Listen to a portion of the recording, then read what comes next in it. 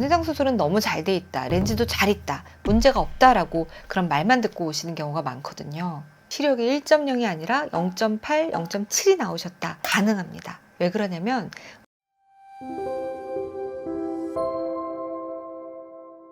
혹시 양심적인 백내장 안과를 찾고 계신가요? 인터넷이나 주변 지인들에게 물어봐도 솔직히 믿음이 잘 안 가잖아요. 처음부터 수술을 해야 된다고 강요만 하고 상담하는 도중에 말을 끊고 한 10분 지나가면 대화를 마무리하고 싶은 의사들도 있어서 안과 선택하기가 쉽지 않으시죠. 저는 백내장 수술만 2만 건 넘게 해온 안과 전문인데요. 그래서 오늘 제가 말씀드린 4가지만 기억하셔도 비양심적인 안과는 피하실 수 있을 거라 생각합니다. 첫 번째는 렌즈 선택지가 다양한 안과를 가셔야 합니다. 지금은 단초점만 있는 예전과 달리 다초점, 그리고 정말 많은 무수한 렌즈들이 있거든요. 인생에 있어 한 번 수술을 해야 되고 그때 선택한 렌즈로 나머지 인생을 평생 사셔야 되는데요.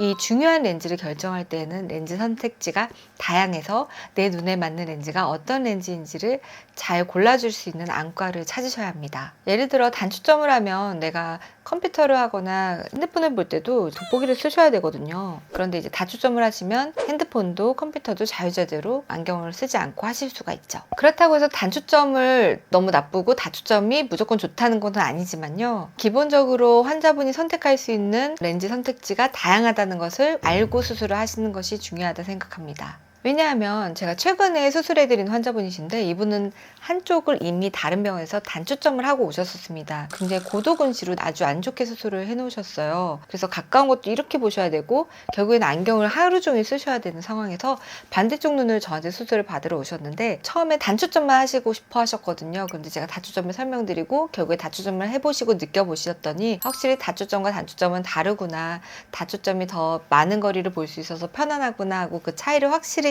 느끼셨었거든요. 처음부터 내가 이런 다양한 렌즈가 있었다는 것을 알고 선택을 할 수 있었으면 너무 좋았을 것 같았다. 너무 이 눈이 좋아서 반대쪽 눈도 바꾸고 싶다고 하셨지만 이미 그때는 바꿀 수가 없는 상황이었기 때문에 대신 라식을 해드렸었는데요. 내가 평생 쓸 수 있는 렌즈, 어떤 렌즈가 들어가면 나한테 어떤 결과가 나올 수 있을까, 다양한 선택지를 확인하고 결정을 해야 되지 않을까라고 생각이 됩니다. 물론 다초점이 빛번짐이나 좀 뿌옇게 보이는 증상 때문에 걱정하시는 분이 있는데요.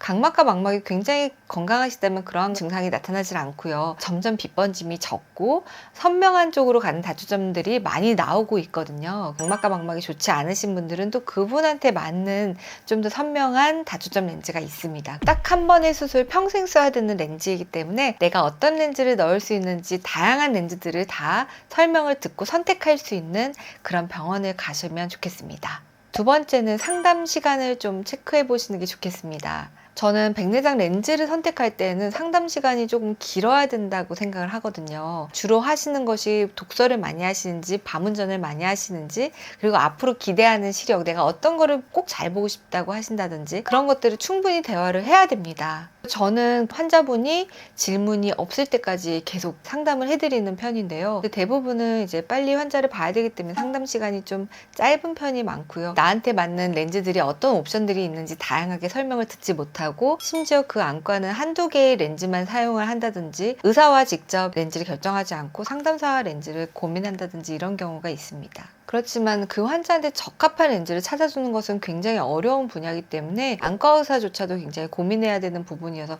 정밀하게 그분을 연구하고 봐야 되는 거거든요. 그런데 짧게 보다 보면은 아무래도 그분에게 맞지 않는 렌즈가 들어갈 수가 있어서 좀 실망스러운 결과가 나올 수가 있는 거죠. 평상시에 굉장히 상담 시간이 짧고 말을 만약에 끊으려고 하거나 렌즈에 대한 설명이 없고 내가 어떠한 거리를 중요시하게 보는지에 대한 대화가 나눠지지 않는 상담이라면 그러한 병원은 조금 피하시는 것이 좋겠습니다. 세 번째는 바로 사후 관리가 잘 되는 안과를 가셔야 하는데요. 그 이유는 백내장 수술 후에 발생하는 부작용들이 다양하기 때문입니다. 이것에 대한 자세한 설명은 제가 위에 동영상에 남겨놓을 테니 한번 참고해 보시고요. 그렇지만 간단하게 말씀드리면 백내장 수술 후에는 안구건조증이 좀 심각하게 발생할 수가 있는데요. 안구건조증은 안약으로만 치료를 하는 게 아니라 좀 더 전문적인 치료가 필요한 경우가 많습니다. 그런데 보통은 시력에 영향을 많이 끼치는 것이 아니기 때문에 좀 등한시하거나 그냥 안약을 계속 넣으세요라고 말씀드리는 경우가 많은데요. 사실 안약을 계속 넣기는 쉽지가 않아요. 안약은 30분에 한 번씩 넣을 수도 없고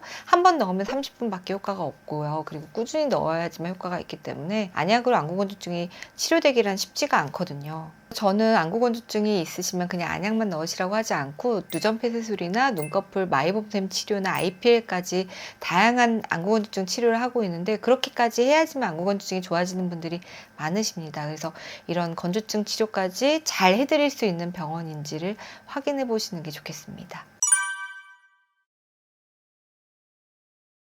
백내장 수술 후에도 여러 가지 이유로 시력이 약간씩은 떨어지는 경우도 있거든요. 백내장 수술 후에 시력이 떨어지면 내가 그때 수술했던 것이 잘못됐나? 수술이 잘못돼서 이렇게 나빠졌나? 결국에는 시력이 떨어져서 실명까지 되나라고 걱정하시는 분들이 많거든요. 시력이 백내장 수술에 좀 떨어져서 병원에 다시 가보면은 백내장 수술은 너무 잘 돼 있다, 렌즈도 잘 있다, 문제가 없다라고 그런 말만 듣고 오시는 경우가 많거든요. 환자분들은 시력이 떨어지니까 너무 걱정이 되는데 백내장 수술이 잘 됐다라는 이야기만 듣고 오니까 답답하실 수밖에 없는 거죠. 그런데 디테일한 사후 관리가 없으면은 정말 시력이 계속 나빠지고 결국엔 그게 좋아지지 않고 돌아오지 않는 경우도 많거든요. 다초점 백내장은 특히나 수술하고 나서도 케어가 많이 필요한 그런 수술이기 때문에 수술 후에도 잘 관리해 주는 것이 중요합니다. 사후 관리로는 안구건조증 치료를 전문적으로 한다든지, 아니면 도수가 약간 오차가 나서 라식을 다시 해줄 수도 있고요. 나중에 렌즈가 자리 잡다가 약간 틀어지면은 렌즈를 다시 고정하는 수술을 할 수도 있고, 망막 질환이 생겨서 또 망막 수술을 해야 되는 경우도 있습니다. 이러한 사후 관리들이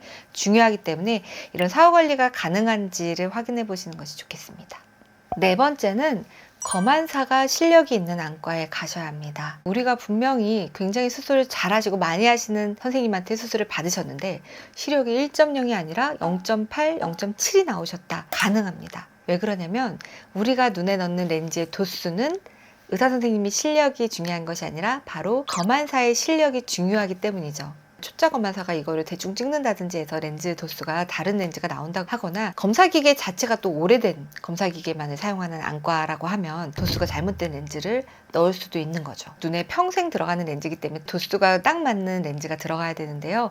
이 렌즈 도수는 아이올마스터라는 기계를 가장 많이 씁니다. 그래서 이 검사는 검안사가 잘 찍는 게 굉장히 중요한데, 간혹 이제 다른 병원에서 아이올마스터의 그 검사 결과를 가지고 오는 걸 보면은 우리 병원에서 찍은 거랑 다릅니다.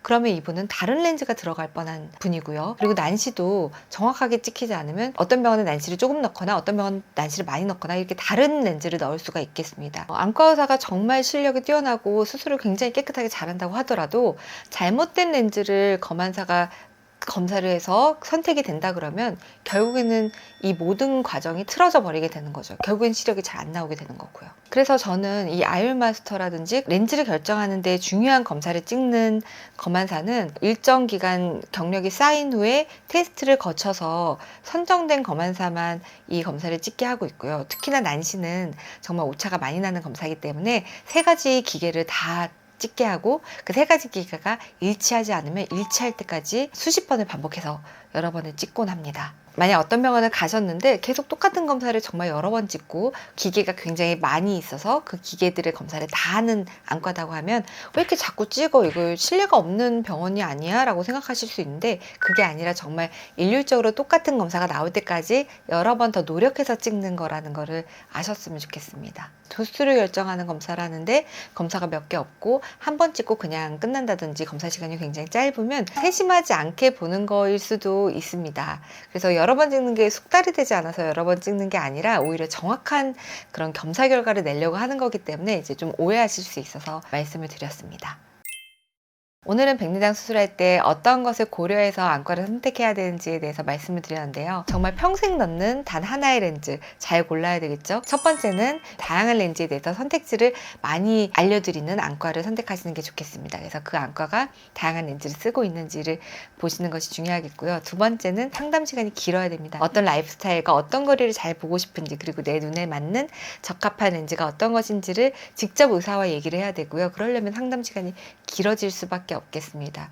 그리고 세 번째는 사후 관리 시스템이 잘 갖춰진 안과인지, 수술하고 나서 특히나 다초점 백내장 수술은 케어해야 될 게 조금 더 디테일하게 많습니다. 심지어 작은 안구건조증이라도 전문적으로 치료하는 시술이 있는지를 확인해 보셨으면 좋겠고요. 도수가 좀 맞지 않거나 렌즈가 살짝 틀어지거나 나중에 생기는 망막 문제들까지도 디테일하게 그 뒤에 후 처리까지 잘 해줄 수 있는지에 대해서 확인을 해보시는 게 좋겠고요. 마지막으로 네 번째는 검안사의 실력입니다. 안과 의사의 실력도 중요하지만 아무리 수술을 잘해도 도수가 맞지 않는 렌즈가 들어갈 수 있는데 그 도수가 맞지 않는 것은 검안사가 잘못 찍어서이거든요. 그래서 정확하게 맞는 안경을 껴야 잘 보이듯이 맞는 렌즈를 써서 내 눈에 정확한 렌즈를 넣을 수 있게 검안사의 실력이 좋은 병원을 선택하시는 게 또 중요하겠습니다. 오늘 영상이 도움이 되셨다면 구독과 좋아요를 눌러주세요. 감사합니다.